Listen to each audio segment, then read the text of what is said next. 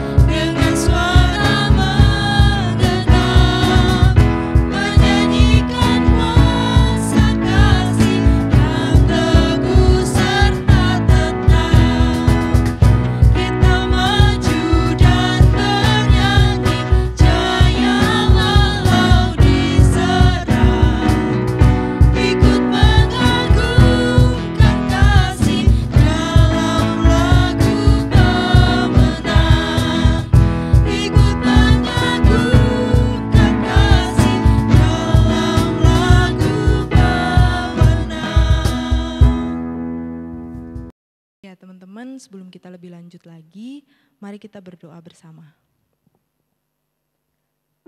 Tuhan Yesus yang baik, terima kasih Tuhan untuk kasih setiamu. Saat ini kami berkumpul Tuhan untuk persekutuan pemuda. Meskipun lewat virtual, tapi kami bersyukur Tuhan sangat baik pada kami. Kami diberi kesehatan, kekuatan yang baru. Saat ini Tuhan, kami mohon dengan kerendahan hati, Tuhan buka hati dan pikiran kami, supaya kami dapat memuji Tuhan, menyembah Tuhan, dan belajar akan firman Tuhan. Kami mau menyerahkan semuanya ke dalam tangan pengasihan-Mu. Ini doa dan permohonan kami Tuhan, hanya dalam nama Putra-Mu yang tunggal, Tuhan kami Yesus Kristus. Haleluya, amin.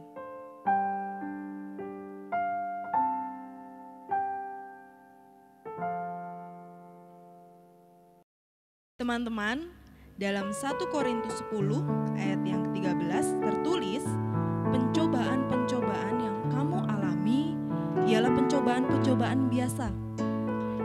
tidak melebihi kekuatan manusia. Sebab Allah setia, dan karena itu Ia tidak akan membiarkan kamu dicobai melampaui kekuatanmu. Pada waktu kamu dicobai, Ia akan memberikan kepadamu jalan keluar, sehingga kamu dapat menanggungnya. Allah kita adalah Allah pribadi yang paling mengenal kita. Bahkan Dia tahu bagian-bagian dari diri kita yang kita pun belum tentu tahu. Dia adalah Allah yang adil dan tidak akan memberikan beban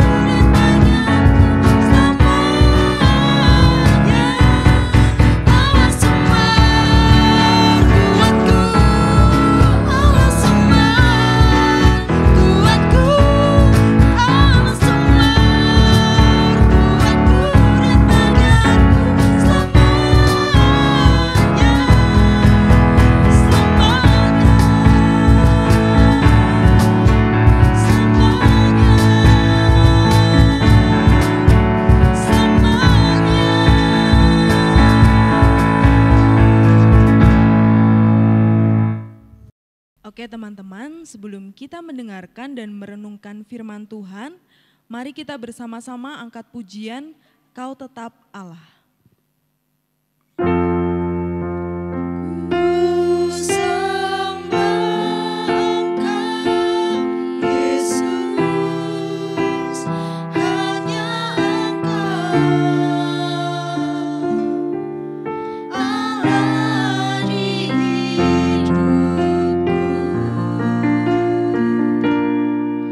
Tiada yang lain, hanya Kau.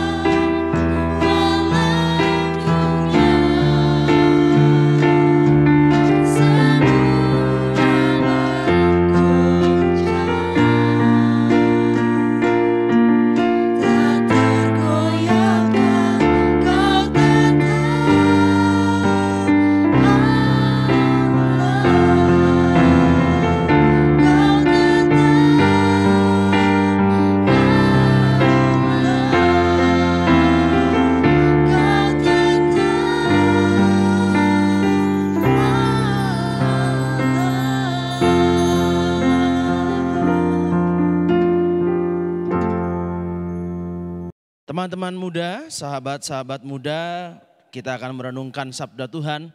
Namun sebelumnya mari kita menyatu di dalam doa. Mari kita berdoa. Bapa dalam surga, kami bersyukur kalau pada hari ini kami boleh bersama-sama bersekutu sekalipun ada di tempat yang berjauhan. Kami ingin mendengarkan sabda Tuhan dan biarlah Tuhan tuntun kami. Berkati hamba-Mu agar hamba-Mu ini juga bisa menyampaikan dengan baik. Dan biarlah Kau juga boleh memberkati siapa saja yang mendengar. Supaya yang mendengar pun juga boleh bertelinga. Dan sungguh mengubah hati mereka menjadi tanah yang subur untuk ditaburi firman Tuhan. Terima kasih Bapak, inilah doa kami. Dalam nama Tuhan Yesus kami berdoa. Amin. Pada hari ini firman Tuhan yang akan kita renungkan bersama terambil dari Matius pasal 13. Matius pasal 13 ayat 1 sampai ayat 9.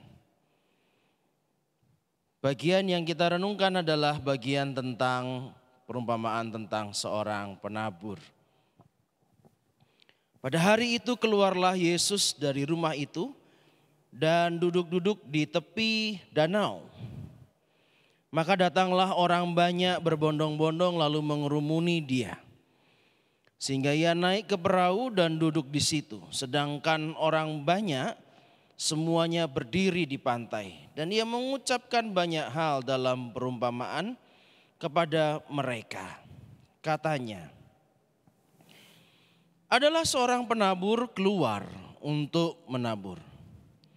Pada waktu ia menabur, sebagian benih itu jatuh di pinggir jalan. Lalu datanglah burung dan memakannya sampai habis. Sebagian jatuh di tanah yang berbatu-batu yang tidak banyak tanahnya. Lalu benih itu pun segera tumbuh karena tanahnya tipis. Tetapi sesudah matahari terbit, layulah ia dan menjadi kering karena tidak berakar. Sebagian lagi jatuh di tengah semak duri. Lalu makin besarlah semak itu dan menghimpitnya sampai mati. Dan sebagian jatuh di tanah yang baik lalu berbuah. Ada yang 100 kali lipat, ada yang 60 kali lipat, ada yang 30 kali lipat. Siapa bertelinga, hendaklah ia mendengar. Kita yang berbahagia adalah kita yang mendengar. Namun lebih berbahagia lagi kita menyimpannya di dalam hati. Namun jauh lebih baik lagi ketika kita melakukannya dalam kehidupan hari lepas hari. Sobat muda yang dikasihi Tuhan, sebagai anak-anak muda, pemilik masa ini dan juga masa depan, tentu adalah usia muda itu sangat menentukan. Mau menjadi orang seperti apa, kita ditentukan dalam masa muda ini. Mau bekerja seperti apa, mau menjadi orang yang berhasil atau tidak berhasil, dalam kehidupan ini ditentukan di dalam usia muda yang saat ini saudara-saudara atau teman-teman sedang alami. Nah, Tuhan Yesus memberikan sebuah perumpamaan yang menurut saya perumpamaan ini adalah juga key of success, kunci dari kesuksesan. Kunci dari kesuksesan hidup. Mau hidup seperti apa? Mau hidup macam seperti yang bagaimana, orang yang bagaimana. Sobat muda, pada hari Minggu ini ibadah kita juga mengambil tema yang sama, ayat yang sama, tetapi mengupas dari sisi penaburnya. Tapi teman-teman kita pengurus pemuda ingin mengupas juga dari sisi tanahnya. Macam orangnya, Tuhan Yesus berkata ada 4 macam orang di sana. Kita mau memilih macam orang yang seperti apa? Macam pertama adalah seperti tanah yang di jalan.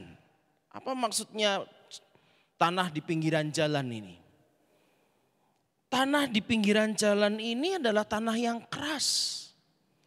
Kenapa tanah di pinggiran jalan ini keras? Karena dia sering diinjak-injak orang. Kita jangan berpikir yang namanya jalan pada saat itu seperti jalan sekarang yang diaspal. Atau jalan yang sengaja dibuat. Pada saat itu jalan lebih banyak terjadi karena orang melalui jalan itu pada tapak yang sama. Sehingga lambat laun dijalani oleh banyak orang, diinjak-injak oleh banyak orang, ada gerobak juga lewat. Sehingga terus menerus diinjak, lama-lama akhirnya tanahnya menjadi keras. Lama-lama menjadi sebuah jalan raya. Jalan yang keras. Nah, dikatakan oleh Tuhan Yesus bahwa ada benih yang jatuh di jalan yang keras. Lalu apakah benih itu tumbuh? Apakah kemudian menjadi orang yang sukses? Boro-boro.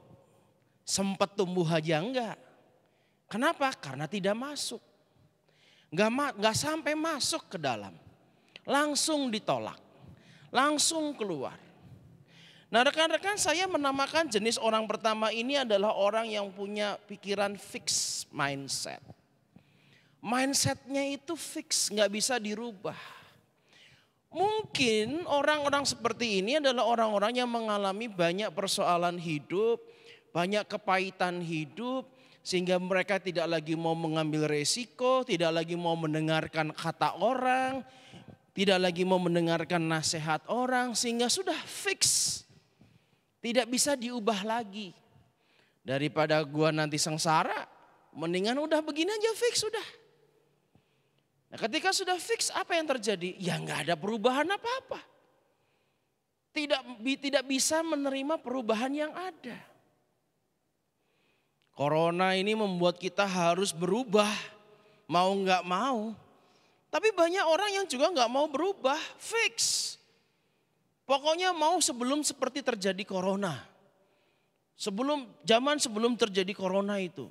Ya zamannya sudah berubah, mau bagaimana kalau kita tidak ikut berubah. Kita tidak ikut menjawab tantangan zaman. Ya susah. Nah, ini yang pertama. Mungkin penderitaan, pergumulan, atau mungkin kekerasan hati yang membuat dia menjadi orang yang fix mindset.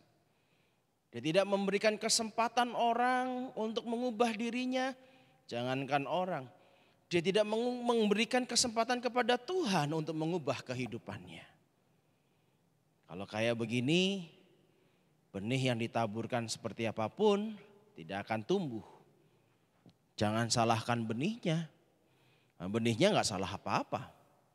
Macam orang pertama. Lalu ada juga benih yang ditabur lalu kemudian jatuh di tanah berbatu. Menarik kata Tuhan, benihnya tumbuh. Tapi cuma sebentar. Kenapa? Karena tanahnya tipis, tidak sempat berakar, akhirnya mati, layu. Nah, macam orang kedua ini adalah orang yang saya sebut sebagai orang yang tidak tekun. Baru mengalami sebuah perubahan, lalu kemudian mungkin dia bereforia, wah mari kita berubah. Tapi dia tidak tekun di dalam perubahan itu. Mempunyai usaha baru, tapi ada masalah sedikit, tidak ditekuni. Menyerah. Ternyata usaha baru ini tidak menghasilkan. Itu teman saya cepat kaya, saya usaha cuma begini-begini aja. Bukan trial and error, bukan salah coba lagi, bukan. Tetapi kemudian cepat menyerah. Kalau dari sisi iman, modelnya adalah orang yang ikut KKR. Lalu ditantang siapa yang mau ikut Yesus, angkat tangan, saya siap, saya mau dengan emosionalnya. Tapi ketika iblis datang menggoda dengan cara apapun, aduh saya menyerah, saya tidak kuat. Orang-orang yang seperti ini pun juga orang yang tidak akan berhasil. Kenapa? Karena tidak tekun. Apa yang dikerjakan sebentar saja. Habis itu ya sudah selesai. Ya sudah menyerah. Ketemu batu sedikit, bukan gimana cari celah di antara batu-batu itu, tapi kemudian menyerah. Selesai. Nah, ini yang kedua. Orang yang kayak begini juga adalah orang yang cepat gagal. Karena apa? Karena tidak tekun. Kalau dia berusaha, usahanya cepat gagal. Kalau dia mengikut Tuhan, dia pun juga orang yang tidak tekun mengikut Tuhan. Badai sedikit, persoalan sedikit, dia gampang menyerah. Ada lagi jenis orang yang ketiga. Tuhan Yesus bercerita bahwa ada benih-benih yang kemudian jatuh di tanah yang semaknya, ada durinya. Semak berduri. Nah kalau banyak semak berduri, semak belukar, semak-semak liar, itu berarti teman-teman, kalau tanahnya dicangkul ada banyak akar-akar lain. Akar-akar yang tumbuh di balik tanah itu. Saya menamakan orang jenis ketiga ini adalah orang yang enggak fokus. Orang yang tidak mau fokus pada tujuan hidupnya. Banyak sekali keinginannya. Banyak sekali maunya. Ada ilalang, ada duri, ada semak, ada ya yang remeh-temeh. Hidupnya itu cepat teralihkan. Dia mau jadi apa, dia mau bagaimana, dia mau usaha apa, gerambiang kalau orang Jerman bilang. Bingung gitu. Dia itu mau kayak apa, bingung. Dia sendiri malah kemudian gak ngerti apa tujuan dan apa fokus hidupnya. Orang yang keinginannya banyak, urusannya banyak yang diurus, tapi semua gak kecekel, gak kepegang. Nah orang kayak begini adalah orang yang kelihatannya sibuk, tapi sebetulnya dia tidak melakukan apa-apa. Ironis ya. Kelihatannya wah dia punya pekerjaan yang luar biasa, dikenal oleh banyak orang, tapi dia tidak membangun masa depannya. Kenapa? Gerambiang. Ya. Populer sih populer, dikenal sama banyak orang, dikenal oleh banyak persekutuan, dikenal dengan banyak organisasi yang ada, bagus. Tapi dia tidak fokus. Dia mau apa sebetulnya dalam hidup ini? Apa yang mau dia kerjakan? Tidak fokus. Ada ilalang juga dibiarkan tumbuh. Ada semak duri dibiarkan tumbuh juga. Ada semak belukar dia biarkan juga tumbuh. Semuanya tumbuh. Jadi malah bingung. Begitu saatnya benih yang sesungguhnya harus tumbuh dan berbuah, udah kehimpit sama semak belukar, ilalang, duri dan lainnya. Akhirnya apa? Mati, nggak jadi. Jenis orang ketiga adalah orang yang gerambiang, orang yang nggak fokus. Nah teman-teman ada jenis orang keempat, menarik nih. Tanah yang baik dan tanah yang subur. Wah, luar biasa ya. Nah teman-teman kalau tanah yang subur itu kira-kira kenapa dia tanahnya subur? Yang saya pernah tahu tanah yang subur itu dia punya lapisan tanah humusnya banyak. Humus itu bagian tanah paling atas yang menyuburkan tanaman. Menariknya yang pernah saya tahu kata humus itu juga satu akar kata dengan kata hupomone dari bahasa Yunaninya. Artinya apa? Sabar. Hupomone itu artinya sabar. Sabar subur. Ya. Sabar hupomone itu membuat subur. Nah Tuhan mengajarkan kepada kita bahwa ternyata untuk supaya bisa menjadi tanah yang subur harus sabar. Tidak bisa instan. Hidup tidak ada yang instan. Walaupun mungkin mie instan enak, tapi tidak menyehatkan kayaknya kan. Nah teman-teman, dari kata hupomone ini kita belajar bahwa mungkin hidup kita diinjak-injak orang sama seperti tanah model pertama tadi. Tetapi apa yang mau kita lihat ketika kita diinjak-injak orang ini? Ketika kita mempunyai pergumulan hidup, mungkin hidup kita tidak sebaik seperti apa yang kita inginkan, kita menjadi punya dua pilihan. Dari pergumulan itu kita bisa menjadi orang yang better, lebih baik, atau kita bisa menjadi orang yang bitter, punya keterpahitan. Sehingga dendam, sehingga marah, sehingga punya ketidaknyamanan dalam hidup, akhirnya tidak merubah kehidupan. Tetapi ketika pergumulan itu dia pakai untuk mencambuk dirinya, untuk menjadi pengalaman kehidupannya yang berharga, maka segala sesuatu yang tidak baik itu menjadi baik bagi dirinya. Kalau dia punya kesabaran, maka pergumulan yang diinjak-injak itu justru bisa menjadi kebaikan bagi dirinya. Dan ketika dia punya kesabaran, mentok pada satu persoalan, orang kedua nih yang punya tanah berbatu, mentok, dia akan berusaha gimana cara sabar. Jangan langsung buru-buru menyerah.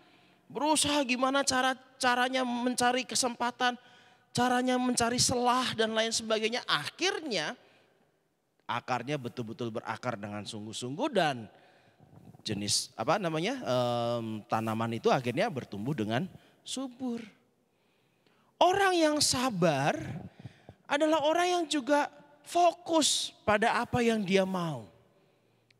Wah, ada gangguan apa, ada keinginan yang menggoda, dia sabar. Yang ini menarik nih, tapi bukan tujuan saya. Saya tetap sabar, tetap jalani. Itu adalah orang yang sabar. Nah rekan-rekan, sobat-sobat muda, menarik yang Tuhan katakan.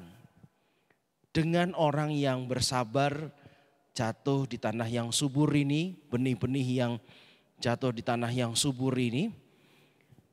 Saya tertariknya justru ketika Tuhan Yesus mengatakan bagaimana hasilnya. Ayat 8 dikatakan sebagian jatuh di tanah yang baik lalu berbuah. Ada yang 100, ada yang 60, ada yang 30. Ada yang 100, ada yang 60, ada yang 30. Kenapa saya tertarik di ayat ini? Kenapa kok Tuhan tidak mengatakannya secara terbalik 30, 60, 100? Biasanya kan yang kecil dulu kan, hasilnya kecil, menengah lebih baik lagi, tapi kemudian lebih besar lagi 30, 60, 100 gitu kan. Tapi Tuhan bilang 100, 60, 30. Loh, kenapa terbalik seperti itu? Ya ini saya sih yang menafsir. Saya punya penafsiran bahwa Tuhan Yesus tidak persoalan soal hasilnya. Bukan soal hasilnya. Hasilnya mungkin kita bisa cuma dapat 30. Tapi hasilnya juga mungkin bisa kita dapat 100. Tapi adalah yang paling penting adalah bagaimana sikap hidup kita seperti tanah yang subur tadi. Tanah yang subur tidak menyimpan segala kepahitan, tapi justru potensi-potensi kepahitan dijadikan sesuatu yang menyuburkan kehidupannya. Ya, pupuk itu enggak ada yang enak, pupuk itu enggak ada yang wangi. Ya, pupuk itu pupuk kandang itu, waduh, baunya enggak karu-karuan. Tapi itu menyuburkan. Sabar itu juga berarti bahwa dia juga ya sabar, dia tekun, ya, enggak gampang menyerah dan fokus pada tujuannya. Jangan gerambiang. Nah kalau kita punya tujuan, punya model hidup seperti itu, kita bisa berbuah. Berapapun buahnya nggak usah dipikir, yang penting berbuah. Begitu ya, yang penting kita punya sikap hidup seperti itu. Nah begitulah yang bisa kita renungkan pada firman Tuhan pada hari ini. Jadilah tanah yang subur, jadilah tanah yang sabar. Ketika kita mempunyai pergumulan hidup, jangan jadi kepahitan hidup. Jadikan itu menjadi kesuburan untuk memupuk kehidupan kita. Ya, sabarlah, tak bertekunlah, dan bertujuanlah. Punya fokus, punya goal, punya rencana hidup. Tuhan memberkati semua kehidupan kita dalam masa muda kita. Mari kita berdoa. Tuhan Yesus, terima kasih untuk kebaikan Tuhan. Hari ini kami diingatkan supaya kami bisa hidup sesuai dengan apa yang Tuhan inginkan. Supaya kekerasan hidup, supaya hidup yang tidak enak yang kami jalani itu tidak menjadi kepahitan, tapi justru menjadi pupuk bagi kehidupan kami. Tolong kami Tuhan supaya kami juga terus mau bertekun dalam setiap usaha kami, pekerjaan kami, sekolah kami. Kami juga mau bertekun di dalam mengikut Tuhan. Dan juga kami juga mau fokus dalam mengikut Tuhan. Supaya apa yang kami sungguh-sungguh kami fokuskan tujuan hidup kami pada akhirnya berhasil. Tolong kami teman-teman muda ini ya Tuhan, anak-anak muda ini Tuhan, yang sedang merancang kehidupan kami untuk masa depan kami. Inilah masa kami menentukan hidup kami. Karena itu berjalanlah bersama kami Tuhan, supaya kami tidak kehilangan arah. Tolong kami serahkan hidup kami ke dalam tangan Tuhan. Kami mau jadi apa di dalam kehidupan ini, biarlah semuanya itu Tuhan proses sehingga kami menjadi anak-anak yang memuliakan nama Tuhan. Kami menjadi manusia-manusia yang berguna bagi banyak orang. Tuhan, kami juga mau berdoa untuk semua anak muda yang ada di dunia ini. Kami tahu bahwa anak-anak muda pada saat ini sungguh-sungguh diminta untuk berbuat sesuatu.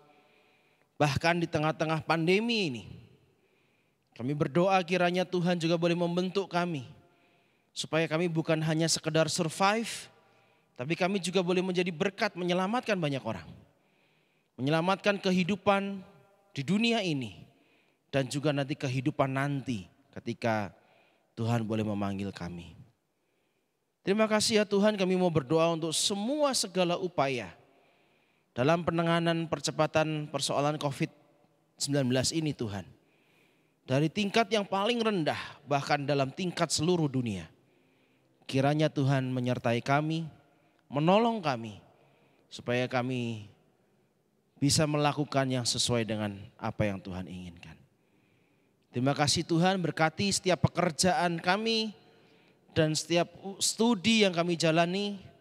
Biarlah itu semua membentuk kami menjadi manusia-manusia yang berguna bagi banyak orang. Terima kasih Bapa, inilah doa kami. Dalam nama Tuhan kami Yesus Kristus kami berdoa. Amin.